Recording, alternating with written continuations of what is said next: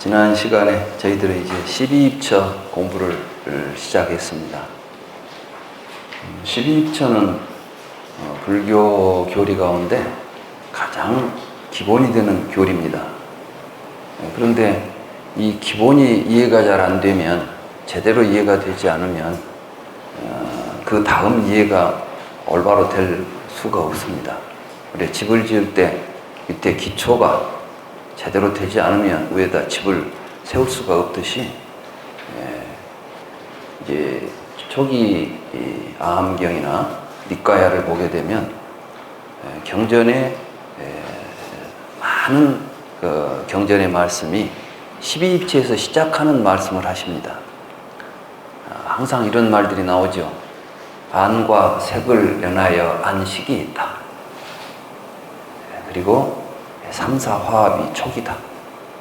촉을 연하여 수가 발생한다. 수를 연하여 예가 발생하고 취가 발생한다. 이런 이야기를 하시잖아요. 이것은 12연기의 무명을 연하여 행이 있고 식이 있고 이 이야기는 많이 안 나와요. 그러면 왜 자꾸 부처님이 깨달은 12연기법은 12연기라고 하시면서도 막상 연기법을 설명하시는 법문을 할 때는 항상 안이위 설신이부터 시작하느냐 이 말씀이에요. 안과 색, 이와 성, 비 뭐 이런 식으로 나오잖아요. 그래서 이제 그 구조를 우리가 보면은 부처님은 먼저 12입처에 대한 말씀을 하신 다음에 12입처에서 18개가 형성되는 말씀을 하시고 18개가 형성된 상태에서 오온이 구성되는 이 말씀을 지금 계속 하고 계시는 거예요. 근데 아비달마 불교에서는 이것을, 그러니까 12처 18개 오온이라는 것은 따로따로 떼어서 봐야 되겠습니까? 그 과정을 봐야 되겠습니까? 그러니까 오온을 이해하려면 12입처 이해가 되어야만 오온이 이해가 되도록 되어 있는 거죠. 말하자면 오온을 설명하기 위해서 12입처부터 지금 이야기가 시작되고 있는 겁니다. 근데 지금까지 이제 아비달마 교리의 가장 큰 이제 오류가 뭐였냐면 이것을 삼과라고 분리해버린 거예요.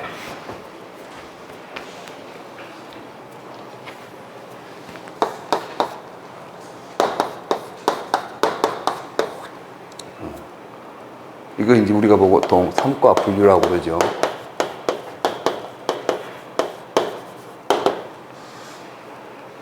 이 삼과 분류가 뭐냐면은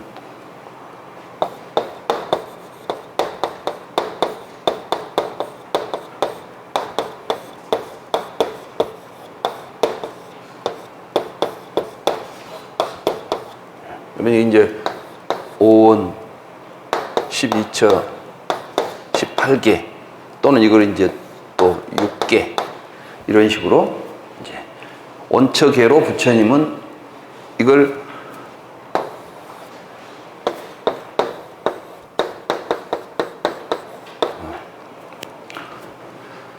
부처님께서는 일체법을 5원, 12처, 18개로 말씀하셨다는 거예요.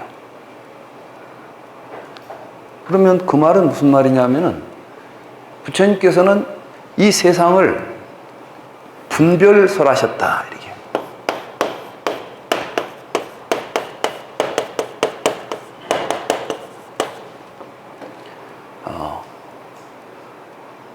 부처님께서 이 세상을 이렇게 살펴보시니까 5가지로 되어 있다고도 볼 수 있고 12가지로 되어 있다고도 볼 수 있고 18가지로 되어 있다고 볼 수도 있다 하고 말씀하셨다 이런 말이에요. 그러면은 5원, 12처, 18개가 서로 어떤 관계를 맺고 있느냐? 그러면 5원에서 색, 수, 상,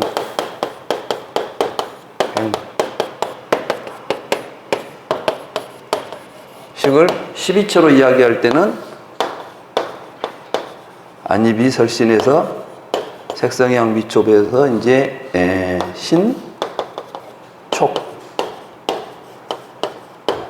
이것은 색에 속하고 수상행식은 의와 법에 속한다. 18개는 어떻게 됩니까? 그러니까 18개는 12처하고 육식을 해놓은 거 아니에요. 그럼 이제 육식이 여기에 속하죠. 육식은 여기에 속하고 또 의와 법은 또 여기에 속하고 나머지는 여전히 세법에 속한다. 그러면 왜 이렇게 복잡하게 말씀하셨습니까? 그러니까 이제 수준이 낮은 사람한테는 좀 더 자세히 설하려고 하니까 근기에 따라서 18개를 설할 수도 있었고 또 12처로 설할 수도 있고 오온으로 설할 수도 있었다.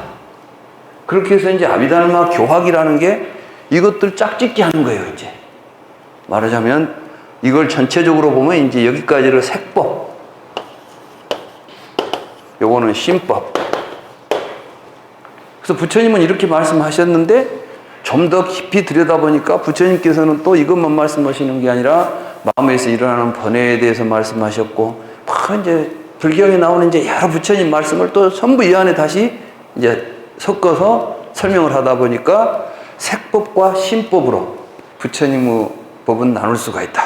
요즘으로 말하면 물질과 정신으로 세상을 나누어 볼 수가 있다.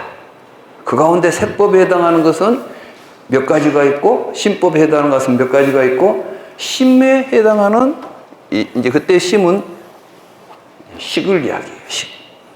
이 식에 심소가 있다. 심소라는 것은 이 식이 이제 작동을 할 때 심에 의해서 나타나는 심리 현상들이 있다. 그걸 전부 종류별로 따지면 75가지가 있다. 그래서 이제 5의 75법. 그렇게 해서, 그런데 이게 또 이제 윤회설을 또 설명해야 돼요. 윤회설은 색법도 아니고 신법도 아니지만은 다음 현 세상으로 뭔가를 연결시켜주는 불상응 행법이라는 게 있다.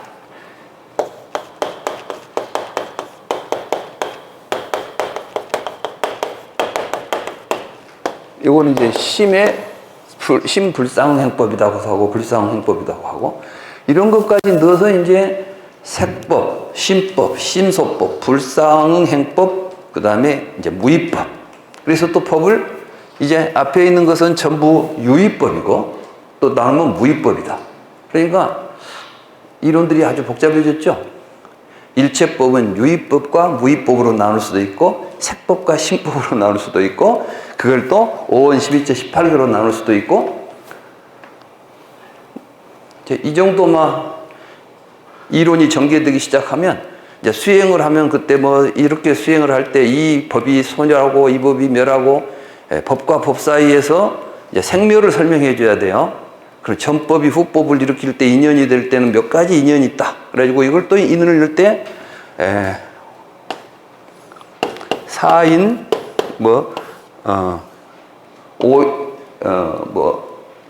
오과 뭐 이렇게 해가지고 이제 인과법으로 이제 설명하는 거예요. 그래서 이 원인에 의해서 어떤 결과가 나타나는 현상들을 인과적으로 설명하는 것이 연기다. 그래서 연기법에는 이제 인연이 있고 연연이 있고 뭐 등무관연이 있고 증상연이 있다. 여기에서 나타난 결과에는 어떤 뭐 등육과가 있고 무언과가 있고 해가지고 이걸 이제 공부하는 것이 불교 공부다. 이렇게 해놓으니까 그 책 자체가 우리가 보통 구사론이라고 하죠.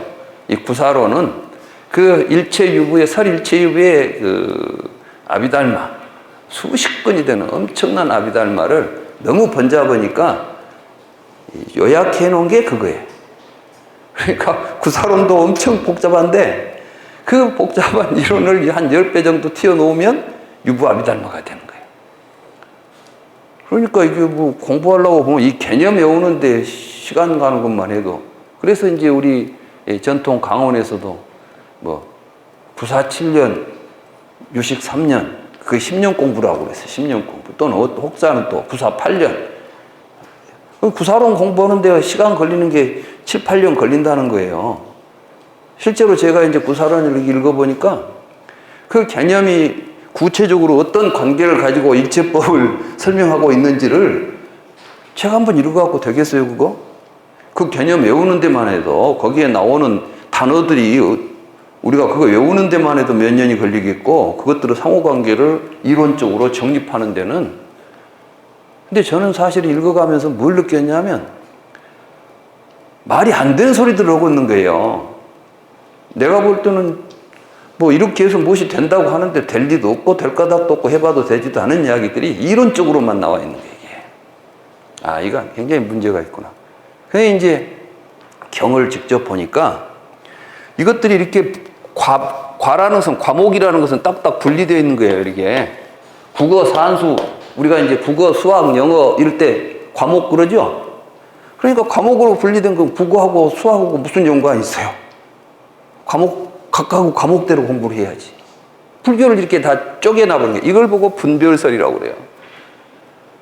그래서 사실은 이제 아비달마 불교의 출발은 어디서 시작하냐면 아쇼카 왕이 하도 이제 부처님 열반하신 뒤에 부처님 법이 가르침이 어렵고 그러니까 사람마다 헛소리를 하고 다니는 거예요.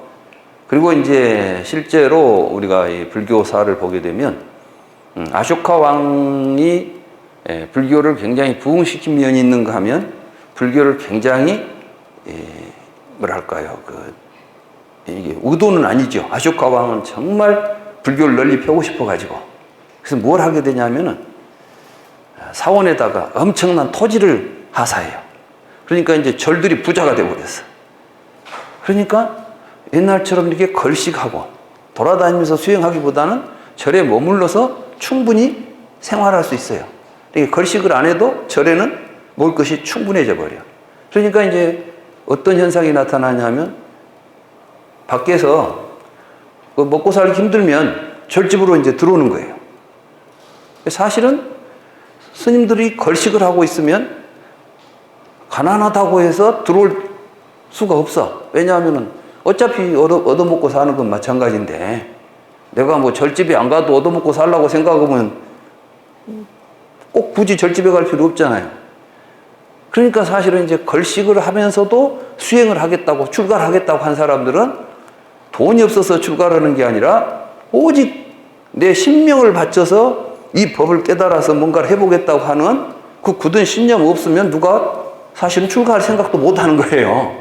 근데 절에 가면 먹을 것도 많고 아무 걱정 없이 살 수 있으니까 봐서 아니 나도 출가를 할까? 이런 식으로 해서 이제 출가자 수는 많아졌는데 그 안에서 질은 엄청 떨어져 버린 거예요. 그래가지고 되지도 않은 이야기를 불법이라고 떠들고 다니면 이제 머리만 깎고 말하면서 내 말이 부처님 말씀이다 하는 사람들이 많이 생기니까 아쇼카 왕이 부처님 말씀이 구체적으로 뭐인지에 대해서 정확하게 좀 한번 규정을 하라.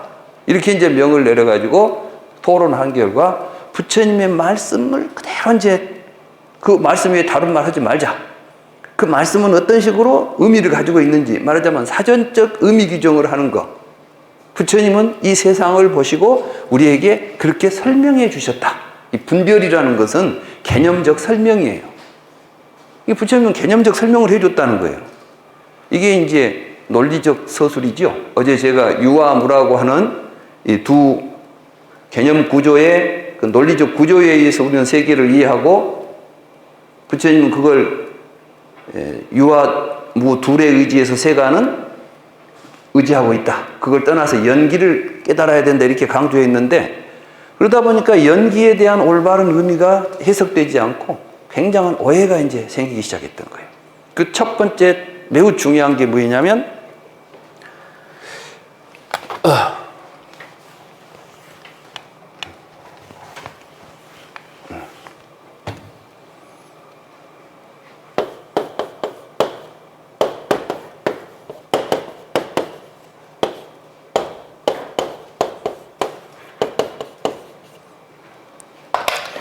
다르마를 유의법과 무의법으로 나누어 버린 거예요. 우리는 지금 유의법, 무의법이라는 말을 쓰죠. 이건 부처님은 니까야나 암경에서 유의라는 말은 썼어도 무의법, 유의법이라는 말을 안 썼어요. 이게 무슨 말을 의미하냐면은 이 유의법과 무의법을 구분한 이유는 뭐냐면 여기에다 열반을 집어넣은 거예요. 열반. 유의법은 생사의 세계고, 그러면 생사와 열반이 어떻게 돼 있죠, 여기에? 유의법과 무의법이 서로 다른 존재라고 한다면 생사와 유의는 서로 무관하죠. 그러면 생사를 떠나야만 열반에 도달할 수가 있습니다. 생사를 떠나서 열반을 도달한다는 것은 이제 생사의 세계와 열반의 세계는 이분되어 있죠. 생사의 세계는 윤회가 있고 열반의 세계는 윤회가 없죠. 우리의 상식에 참 잘 맞아떨어져요. 그러니까 이대로 불교를 이제 설명하면 사람들이 빨리 생사를 버리고 열반을 얻어야 될 텐데, 그러면 이제 우리가 살고 있는 현실 세계를 부정하게 돼요. 이거 말고 딴 세계를 가야 돼. 지금 여기는 빨리 도망가야 될 세계야. 그러면 열반은 어디서 얻어야 돼요? 생사에서 열반이 나옵니까, 안 나옵니까? 없다니까. 여기는 유의법이니까.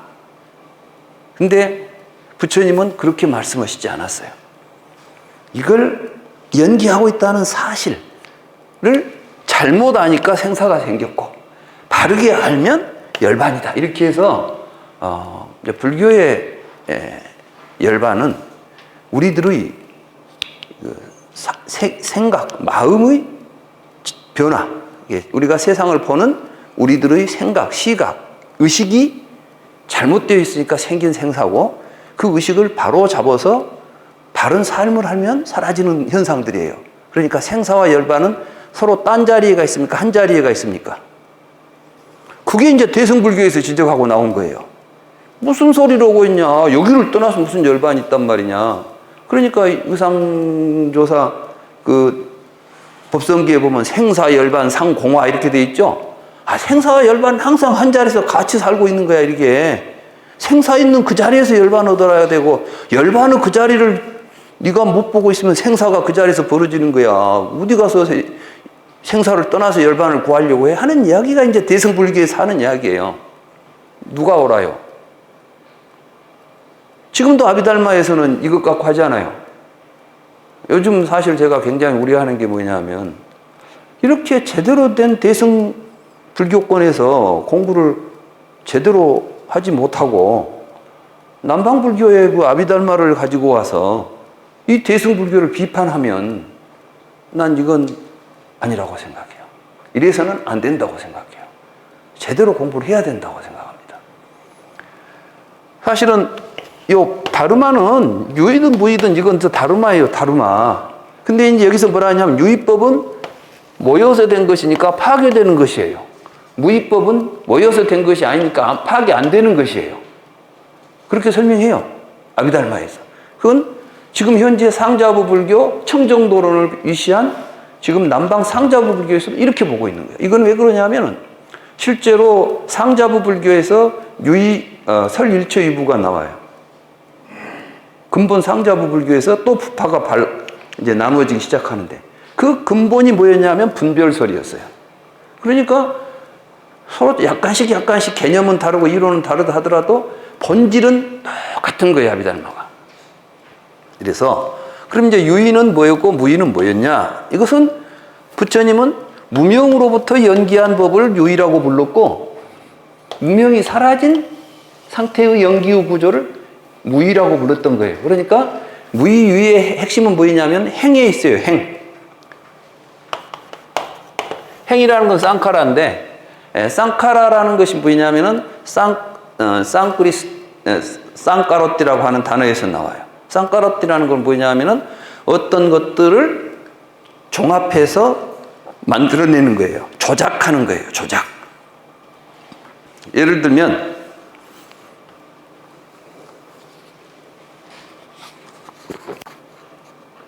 컵이 있죠? 컵. 이 컵은 조작된 거예요. 어떻게 조작됐냐? 우리가 물을 마시려는 욕구를 가지고 있으니까. 여기다 담아보니까 물을 손바닥으로 퍼서 먹을 때는 불편하죠? 근데 여기다가 이렇게 또 병채 마시려고, 어제도 제가 이게 컵이 없어가지고 물 마시려고 보니까 병만 있어서 병채 마시려고 보니까 좀 불편하더라고. 근데 오늘은 여기다 넣어보시니까 훨씬 편리하잖아요. 그래서 이제 여기다 물을 넣어서 먹어보니까 좋아요. 그러면 여기다 우리가 지금 내가 좋으면 거기다가 뭐 표시를 해두고 싶은 거예요. 어제 우리가 우유와 요구르트 사이에 맛있으니까 표시를 해두려고 하니까 뭐가 만들어졌어요? 우유가 만들어졌잖아요. 맞죠? 종이가, 이런 형태의 종이가 있었는데 여기다 물을 넣어서 보니까 맛있어요. 아, 먹기가 좋아요. 그러면 여기다 이제 표시를 해도 뭐라고 이름을 하나 지어주단 말이죠. 이름은 전부 표시예요. 놀랍게도 맞지마니까에 나올 거예요. 그건 기표에 지나지 않는다. 우리가 기호로서 표시하는 게 지나지 않는다. 이건요, 현대 20세기에 들어와서 서양 철학에서는 20세기에 와서 비로소 언어는 기표다 이런 말을 했어요. 우리가 써놓은 이런 여러 가지 명사들은 그냥 거기다가 기호로 표시해 놓은 것에 지나지 않는 거예요. 이것과 저것을 구분하기 위해서. 맞죠? 근데 그것이 마치 본래부터 그 이름을 가지고 그렇게 있는 것처럼 착각하니까 문제가 발생한다. 그 이야기는 서양 철학에서는 20세기 후반에 비로소 논의되기 시작한 말이었고, 부처님은 2600년 전에 우리가 쓰는 모든 언어들이 기표고 그것은 사실은 유의였다. 근데 거기에 빠져있다. 그 유의의 근본 구조가 유와 무다. 세간은 유의다. 이렇게 이제 말씀하신 거예요. 근데 이러한 맥락들을 쌍카라를 그러니까 우리들이 그렇게 조작한 개념이라는 말이 쌍카라라는 뜻이에요. 그래서 모든 유의법의 근본은 뭐냐? 제법 이욕이 본이다.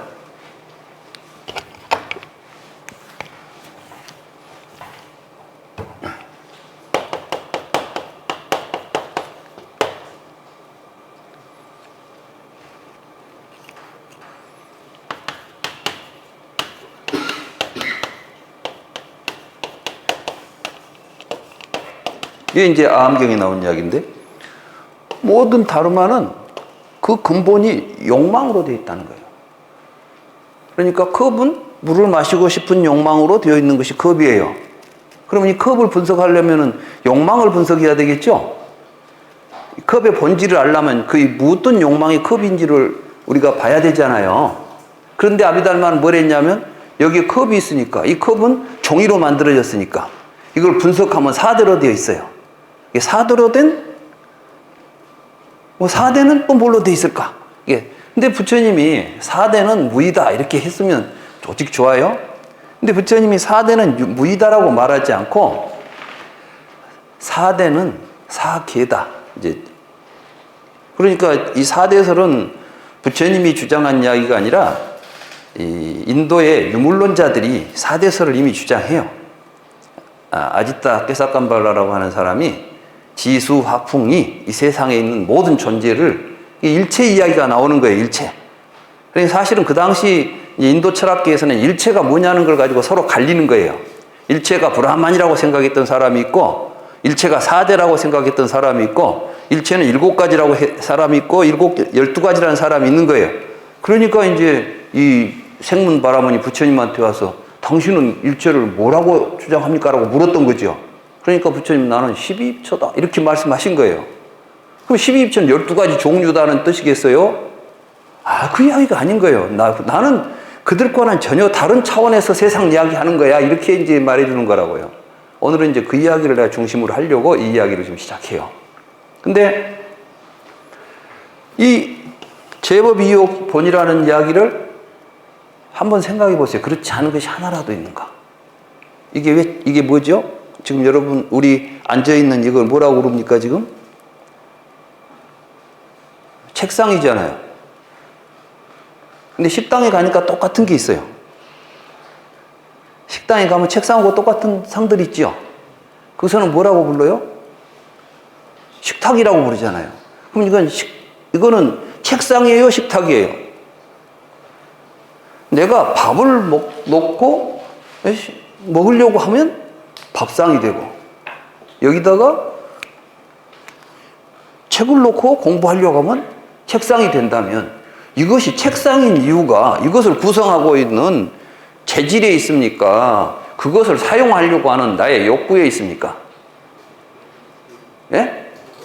이 세상의 모든 존재는 내가 보는 내 욕구에 의해서 규정되고 있는 것들이라는 것이에요, 사실은. 근데 우리는 그걸 모르고 마치 그것이 거기에 있는 것처럼 좋은 것이 있어서 내가 욕심을 내는 것처럼 생각하는 거야. 내가 욕심을 내니까 욕심의 대상이 되는 것이지. 그러니까 내가 욕심만 거두어 버리면 저것은 나하고는 아무 상관없는 것이 될 수도 있는 거예요. 그럼 우리에게 일어나는 모든 문제가 왜 일어나요? 바깥에 내 욕심내는 것이 있는데 내 것이 안 돼 있는 거야. 갖고 싶어 죽겠는 거야. 그걸 가지려고 하니까 이제 문제가 생기는 거 아니에요. 문제 해결 어떻게 해야 돼? 가져야 해결되겠어요? 마음을 바꾸면 해결되겠어? 그래요. 그 자리에서 다 해결돼. 그러니까 한 생각 딱 거치면 세상 만사 다 끝이야 그냥. 왜 자꾸 딴 생각을 하려고 하냐? 이게 이제 도노돈수인 거야 그냥. 한 생각 딱 그 자리에서 끝나면 이거 끝 할 수 있는 거예요. 근데 이제 훈습이 있어. 자꾸 하던 습관이 있어가지고 또 일어나.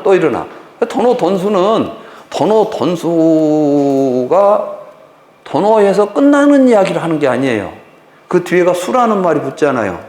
도노돈수라는 말 자체는 수는 계속해서 닦는다는 의미예요. 도노하면 끝난다는 이야기를 하는 것이 아니라 도노 그 자리에서 수행한다는 의미를 갖는 거예요. 도노돈수가. 그러니까 그것을 점수라고 해도 별 다를 바가 없는 거예요. 도노는 하지만 수행은 점차적으로 계속되어야 된다 하는 이야기를 하는 것이고, 문제는 뭐냐면 점수 도노예요. 점점 닦다 보면 언젠가는 깨달음이 올 것이다 이렇게 하지 말라는 거예요. 그러니까 이 육조 해능 선사가 거울 닦듯이 수행한다 하니까 그거 하지 말라는 이야기 아니에요. 신시보리수, 심여명경대. 그러니까 보리본무수, 깨달음이라는 것은 나무에서 열리댔기, 나무에서는 어떤 열매가 맺히려면 꽃부터 피어가지고 과정을 거쳐서 일어나잖아요. 근데 깨달음은 그렇게 일어나는 자리가 아니다. 그거 이제 도노 자리를 이야기하는 거예요. 이게. 보리본무수라는 것은 명경역비대라는 것은 우리의 밝은 비추는 마음도 거울처럼 실체가 있어가지고 때가 끼고 말고 할 것이 없는 거예요. 명경은 역비대다. 명경은 우리의 마음이에요. 마음은 비어있다고 말이에요. 공한 실상을 깨달아서 수행을 하라. 그 자리가 이제 이런 이야기들인 거예요.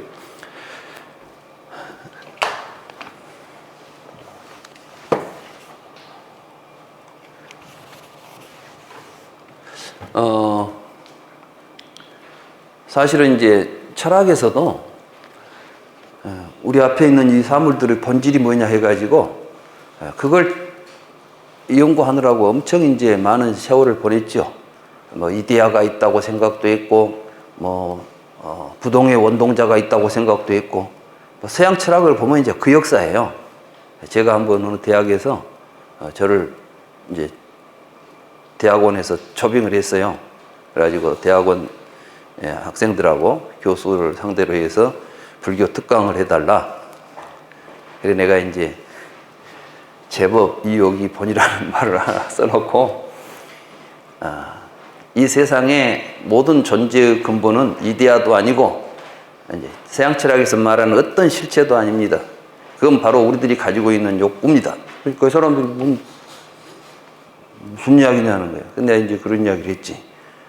이건 책상이요, 밥상이요. 그랬더니 무슨 말을 하는지도 모르더라고. 밥을 놓고 먹으면 밥상이고 책 놓고 쓰면 책상 아니냐. 그럼 우리가 지금 명사로 규정하고 있는 어떤 개념을 우리는 그것의 실체가 뭐인지를 이데아에서 찾으려고 하고 하는데 그게 밖에 있지 않지 않느냐. 사실 세상은 우리의 마음이 투사한 것이다 하면서 이제 연기법을 막 설명했더니 철학과 교수들이나 학생들, 그 중에 이제 제로 원료 교수가 가지고 그분이 칸트 철학을 하신 분이에요. 계명대학에서. 계명대학에 제가 갔었는데 내 손을 탁 잡으면서 그때 내 이제 강의 제목이 칸트와 불다였거든. 잡으면서는 이야기가 칸트가 부처님 손바닥 안에 있군요. 이렇게 이제 이야기를 하면서 불교가 심오하다고는 말은 들었지만 실제로 이 정도인 줄은 사실 상상도 한 적이 없습니다. 이런 이야기를 하는 거예요. 불교는 철학 중에서도 이제 더 이상 철학적으로 더 이상 할 것이 없는 철학을 해버린 거예요. 부처님이. 그 철학의 단계를 넘어서서 우리 인간들이 어떻게 살아야 하는가 하는 이러한 문제까지도 그래서 이제 천상천하 유화독존이 되는 거예요, 이게. 이게 부처님이에요. 그건 거짓이 하나도 없는 말이에요. 사실 내가 전대 철학과에 있으면서, 이제, 미국에서 언어 철학, 또 이런 쪽 이제 현대 철학을 공부한 후배가 이제 저하고 같이 근무를 했었는데, 같이 이제 이야기를 많이 나눴죠. 수업 끝나면 이제 저녁에 연구실에 앉아가지고 서로 이제 철학적 주제를 가지고 심각하게 이제 서로 우리가 이 문제는 어떻게 봐야 되느냐 이런 이제 토론을 하잖아요. 정말 허심탄회하게 몇 년 했더니 저한테 그러는 거예요. 사실 제가 볼 때 가장 완전한 자기가 지금 생각해 보니까 어디 정말 허점이 하나 없는 가장 완결한 철학은 불교 같습니다. 이런 이야기를 하는 거예요.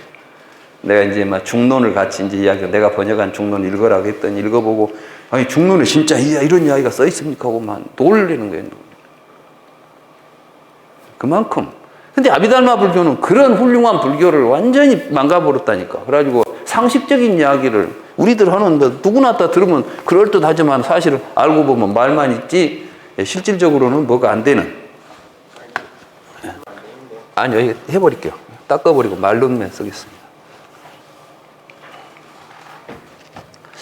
그래서 제가 아비달마가 좀 문제가 있다는 것만은 확실하게 좀 인지를 했으면 좋겠어요. 내가 왜 이걸 강조하냐 하면 요즘 너무 이제 아비달마가 불교고, 아비달마가 초기 불교고, 아비달마 안 하면은 안 된다는 식의 논리들이 지금 상당히 강하게 이제 일어나기 때문에 좀 경계를 해야 될 필요가 있다고 저는 생각을 합니다. 그러면 이때 이제 아비달마는 유의를 쌍카라에 의해서, 쌍카라는 것은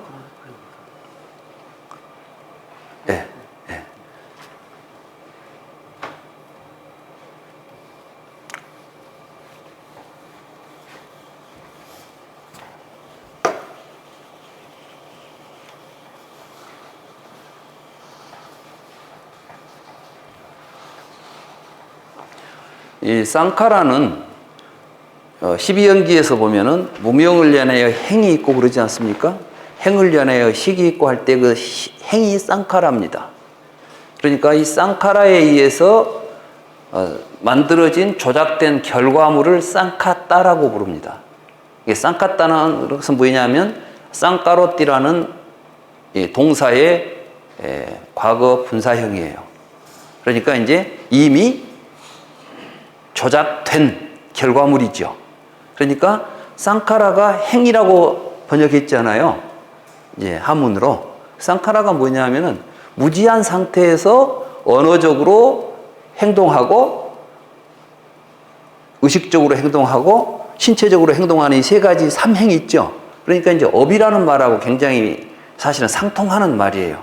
근데 업이라는 말은 유의의 업과 무의의 업을 다 같이 업이라는 말로 통일해서 봐요. 이게 업은 더 포괄적 개념이고 업 가운데서 잘하는 생각을 중심으로 해서 사물을 실체화하고 하는 이러한 행위들을 쌍카라라고 부르는 거예요. 이게 뭘 이렇게 사실이 우리가 아까 우요라는 것은 실제로 존재하는 겁니까? 우리가 조작해 놓은 겁니까? 우유와 요구르트 사이에 좀 변질된 우유가 있었는데 먹어보니까 맛이 좋아서 우리가 거기다 욕망을 투여하니까 우요라는 이름이 하나 만들어졌죠. 이런 작용을 하는 걸 쌍카라라고 부르는 거예요. 그렇게 해서 만들어진 결과물이 쌍카따고. 그러니까 우유나 요구르트나 우요나 이런 것 전부가 다 쌍카따지요. 우리가 지금 이름 지어 부르는 이 모든 존재들은 쌍카따예요. 그 쌍카따를 가지고 있습니까 없습니까 이런 식으로 물으면 부처님이 네가 만들어 놓으면 있고 멸하면 사라지는 거 아니냐. 그건 뭐 있네 없네 말로 붙이지 말라는 거예요. 근데 사람들은 그걸 전부 있네 없네로 보고 살고 있다는 거예요. 이게 세간은 유와 무에 의지하고 있다. 그 말을 하는 거예요, 부처님. 그러니까 그 말은 유의법이라는 뜻이에요. 유와 무가 유의를 조작하는 쌍카라의 가장 핵심 구조다. 이런 말을 하는 거예요. 경전은 이제 그렇게 이야기하고 있어요. 근데 아비달마 불교에서 이것을 뭘 만들어낼 때 마치 벽돌은 흙을 모아가지고 만들어놨죠. 그러니까 이제 그걸 쌍카로로 보는 거예요. 벽돌 만드는 작업을. 그러면 이제 그러니까 그것을 유의법이라고 말했어요. 그러면 이제 깨지면은 사라지죠. 그래 부서지면 사라져 버리니까. 그러니까 유의법은 깨지고 부서지고 소멸하는 것이다. 이렇게 설명해요. 이제 아마 아비달마 공부하신 분들은 이제 무슨 제가 이야기를 하는지 아실 거예요. 근데 아무튼 그러고 나니까 이제 자꾸 분석해가지고 유의법을 막 분석하다 보니까 뭐까지 나오냐면 극미까지 나오지요. 극미. 그래가지고 마치 극미론이 굉장히 불교에 아주 심오한 이론인 것처럼 생각합니다. 근데 그건 극미론은 불교가 아닙니다. 아비달마 이론입니다. 부처님은 극미라는 단어를 한 번도 쓰신 적이 없습니다. 왜냐하면 그런 말을 쓸 필요가 없기 때문에 그래요. 부처님은 지금 연기법을 설명할 때는 극민이 뭐인 이런 이야기를 해야 될 필요가 없는 거예요, 사실은. 근데 이제 이렇게 해놓은 것이 유의법과 무의법을 구별함으로 해서 사실은 열반을 추상화시키고 비현실화시켜 버렸어요. 그러니까 이제 열반을 얻으려면은 생사의 세계에서는 떠나야 되겠죠. 그럼 살아서는 열반 얻을 수 있어요, 없어요?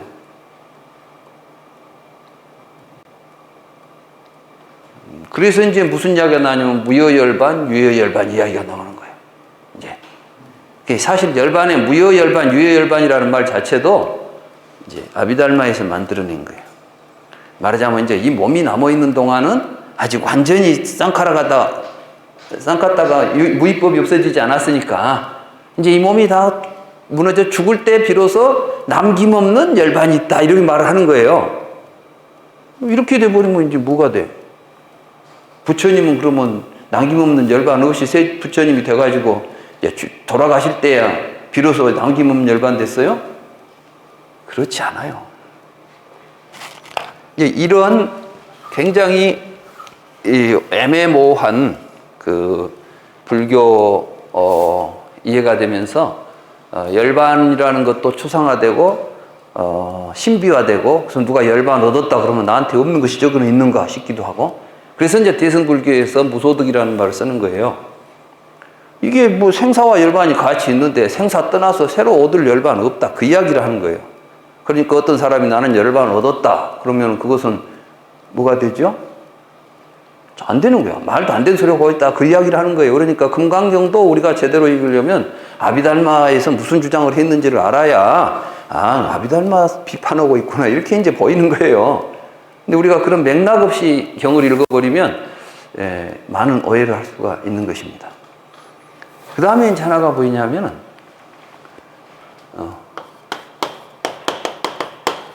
무상이라는 말을 오해했어요. 무상을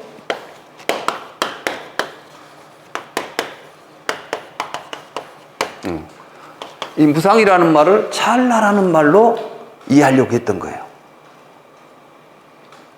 이 말은 무슨 말이냐면 부처님께서는 무상하다는 말씀을 아주 많이 하셨죠. 일체법은 무상하다. 모든 건 무상하다. 이런 걸 이제 자꾸 말씀하시니까 무상은 뭐냐면 시간적으로 짧다는 이야기예요. 그죠? 근데 사실은 짧다는 이야기가 아니에요. 무상하다는 말은 시간성이 없다는 이야기예요. 시간성이 없다는 이야기가 뭐죠? 이게 아주 중요합니다. 우리가 이제 시간을 우리는 마치 이렇게 길게 흘러가는 것처럼 생각하죠. 그래서 긴 시간, 짧은 시간 이렇게 이야기하죠. 뭐 만년, 너무 길어, 긴 시간이야. 1초, 짧은 시간 이렇게 말하죠. 그럼 정말 1초라는 시간이 있을까요? 뭐 1초, 2초가 모여가지고 시간이 만들어질까요?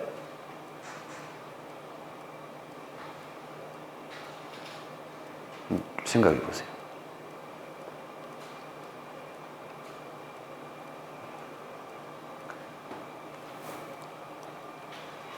시간은 이렇게 길이로 구성되는 것이 아니에요. 용수보살이 뭐라 했냐면 존재가 있으니까 시간이 있다 그래요. 존재에 의지하여 시간이 나타난다. 존재도 공한데 시간이 실제 있겠느냐. 이렇게 해서 찰나설을 부정해버려요. 이게 이제 중론에서 이야기하고 있는 관시품에 나와요. 관시품. 시간을 잘 보라는 거예요. 그건 뭐냐면은 존재에 의해서 시간이 있다고 말은 뭐냐면은 통도사가 몇 년 됐죠? 1375년인가 뭐 얼마인가 지난번에 통도 사지를 보니까 1370 몇 년인가 75년이라고 합시다. 그냥 이 정도 되는 것 같습니다. 엄청나네요. 엄청나. 내가 이 일본의 동대사 몇 년 전에 거기 계산 1250년인가 뭐 기념 학술대회 한다고 불러서 간 적이 있어요. 일본의 동대사. 일본에서 제일로 크고 큰 절이잖아요. 통도사는 그보다 120년이나 더 오래됐어요. 그러니까 얼마나 오래됐습니까? 통도사라는 존재가 있으니까 1375년이라는 시간이 그 안에 머물고 있는 거예요. 그죠? 우리는 어떤 시간을 이야기할 때는 항상 그냥 시간만 이야기하면 100년 그것은 관념이에요. 우리 그래서 100년이라는 시간은 관념적으로 있지 현실적으로는 100년이라는 시간 우리 눈앞에 보입니까? 여러분 100년이라는 시간을 보신 적 있어요? 통도사를 보니까 통도사회가 1375년이 들어있는 거야 지금. 통도사가. 그럼 통도사라는 절이 정말 통도사가 있었습니까? 그럼 통도사는 처음부터 1375년 동안 이 자리에서 통도사라는 존재가 딱 있었습니까? 언제 그러면 통도사는 사라지죠? 스님들이 통도사에 안 살면 사라져. 그러니까 통도사라는 것은 통도서가 있는 게 아니라 이 통도사에서 스님들이 머물면서 살고 있으면서 수행하는 공간을 우리가 그냥 통도사라고 불렀던 거야. 그러니까 통도사도 실체가 없는데 그 통도사에 붙어있는 1375년이 무슨 실체가 있냐 이런 이야기를 하고 있는 거예요. 그런데 그걸 쪼개면은 찰나가 만들어지고 찰나가 모여가지고 1375년이라는 시간 동안 통소라는 존재가 여기 있었다 이렇게 믿는다는 것은 사실은 어리석다. 근데 이제 아비달마 불교는 시간이 1년도 있고 10년도 있고 100년도 있고 1000년도 있는데 그 시간을 쪼개면 더 이상 쪼갤 수 없는 최소 단위 시간이 나올 것이다. 그 가장 짧은 시간의 단위를 찰나라고 부른 거예요. 찰나가 모여서 시간이 이제 찰나가 모여서 뭐 1시간도 되고 2시간도 되고 100년 되고 1000년도 되고 존재는 이 백목도 쪼개면은 4대가 되고 4대를 또 쪼개면 극미가 돼가지고 극미가 모여서 4대가 되고 시간은 찰나가 모여서 긴 시간이 된다. 그런 이야기를 하니까 이제 대승불교에서 일념 즉시 무량겁이다. 야, 우리가 보는 시간은 일념은 항상 여기 있죠. 일념은 항상 보는 시간이야. 그게 무량겁이야 지금. 내가 있는 이 자리에서 무량겁이야. 시간을 모여서 되는 시간 없어. 모든 시간은 일념 속에 들어있는 거야 지금. 지금 내 생각 속에 기억 속에서 천년 만년도 기억으로 시간이 존재하지 시간이 어디가 있어.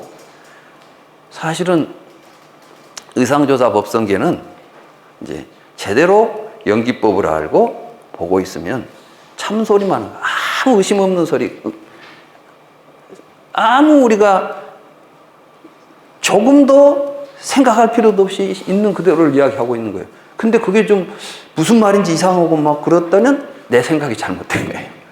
생각이 그러한 생각으로 우리의 생각이 전환되도록 하는 것이 불교 공부라는 이야기예요. 그래서 이제 계속 외우는 거죠. 법성 원륜 무이상이다. 무이상. 본래 다르마라는 연기하고 있는 법을 다르마라고 그래요. 그러니까 이제 법은 다르마예요. 그러니까 무의법은 연기하지 않는다. 인과를 떠나 있다 이렇게 생각하지 않아요. 그래서 인과를 초월하고 무슨 말씀? 부처님은 연기는 이 우주를 지배하는 법칙이고 나는 그걸 깨달았다고 말씀하셨잖아요. 연기는 상주한다 이렇게 말씀하셨다고. 그러니까 니까에 사신 말씀이고 아함경에 사신 말씀이에요. 나는 무엇을 깨달았느냐? 연기라고 하는 다르마의 세계, 법계를 깨달았다. 그때 법계라는 말이에요. 다르마다뚜라는 말이 나오는 거예요. 그리고 이 다르마의 세계. 그러니까 우리는 지금 다르마의 세계를 존재의 세계로 착각하고 있는 거예요. 유의든 무의든 다 이건 다르마지 유의법 따로 있고 무의법 따로 있지 않다는 거예요. 그래서 이제 이 찰나라는 말을 사실은 부처님이 쓰신 무상은 아니자입니다. 아니자. 근데 이것을 아사사타로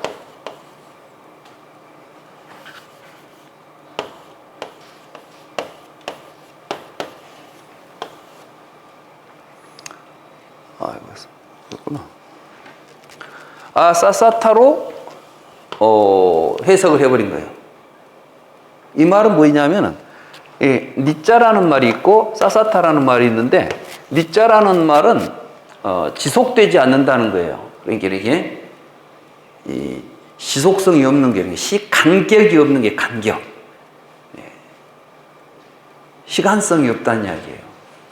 그러니까 근데 아사사타는 뭐냐면은 영원히 존재하지 않는다는 뜻이에요. 그러니까 이것도 한문으로 번역하면 무상이고 이것도 무상이죠. 한문으로. 그래서 이제 한문으로 읽을 때 항상 오해가 생기는 게 뭐냐면 다른 의미가 같은 단어로 번역되어 버렸을 때 우리는 그 차별성을 한문 경전으로는 이해할 수가 없어요. 그죠? 그래서 이제 부처님께서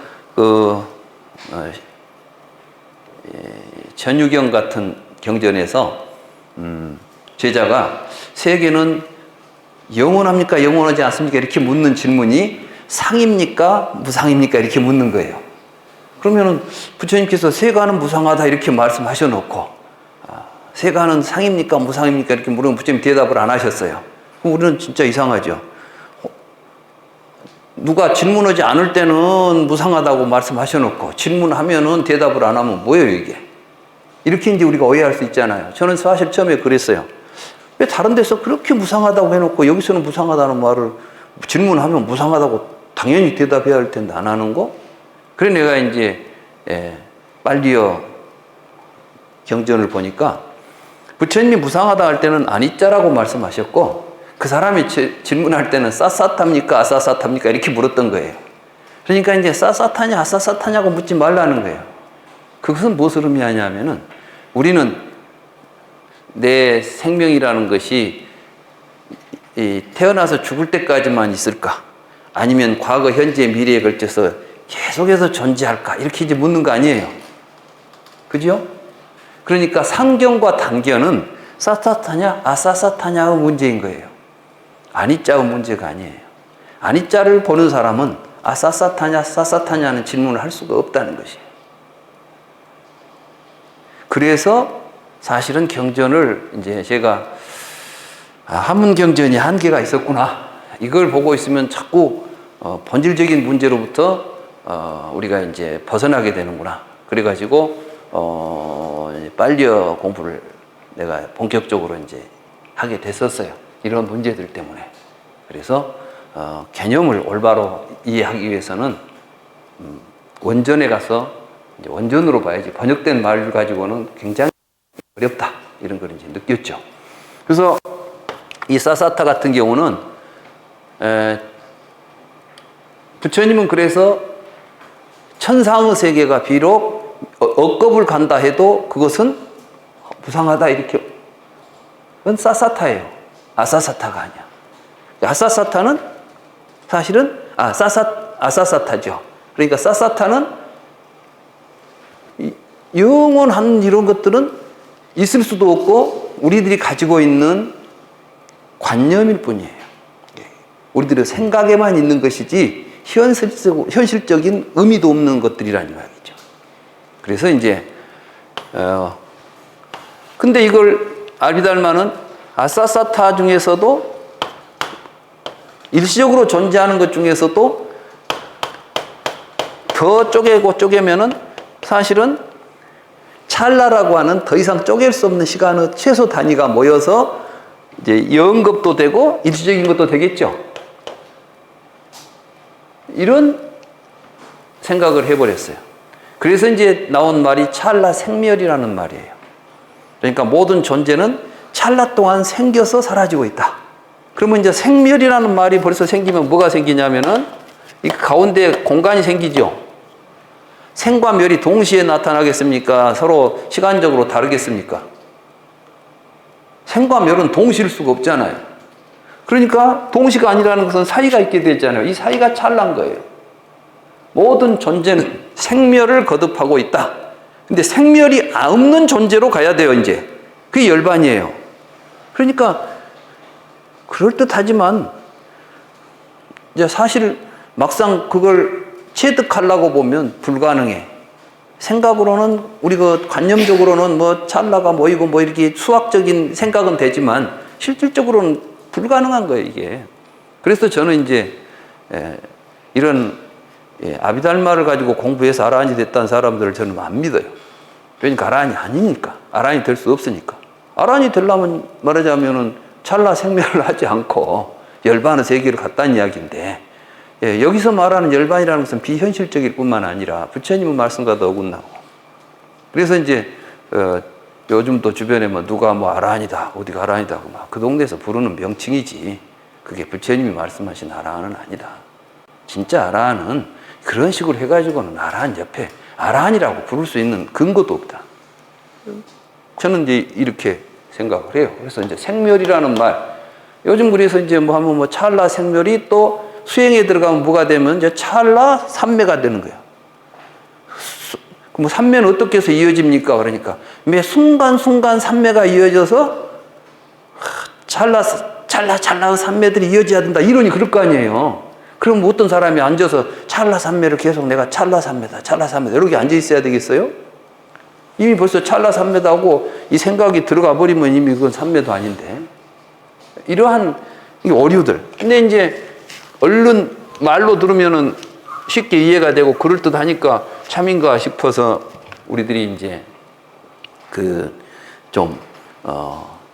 거기에 좀 뭐랄까요?